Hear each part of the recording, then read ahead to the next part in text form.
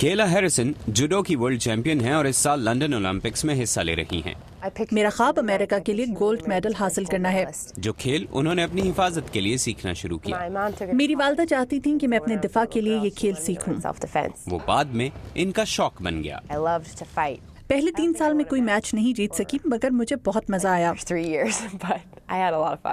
फिर मिली बैनुल अक़वामी कामयाबियां और ट्रेनिंग की इन्होंने अपने साथी ओलंपियन ट्रेविस स्टीवंस के साथ, जिससे इन्हें बहुत कुछ सीखने को मिला। मेरे हमेशा 2 ही मकासद थे, एक तो वर्ल्ड चैंपियन बनना और दूसरा ओलंपिक चैंपियन बनना। वर्ल्ड चैंपियन बनने का ख्वाब पूरा हो चुका है और इससे अच्छा कोई एहसास नहीं।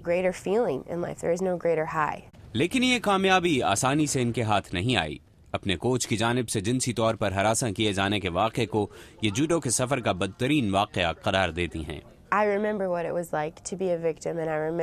मुझे आज भी याद है कि लोगों की इल्जाम लगाती नजरों का सामना करना क्या होता है।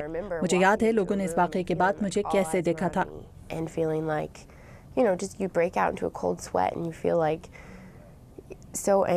लेकिन इन्होंने जूडो को नहीं छोड़ा, अपना कोच बदल लिया और अपना शहर बदलकर बॉस्टन मुंतकिल हो गईं।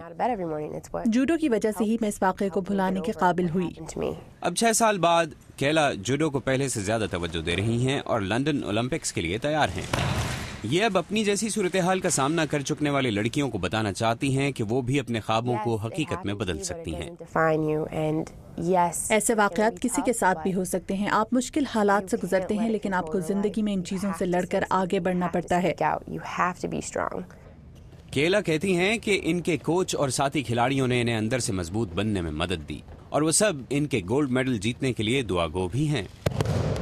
कार्ला बाब के साथ मोहम्मद आतिफ, उर्दू VOA।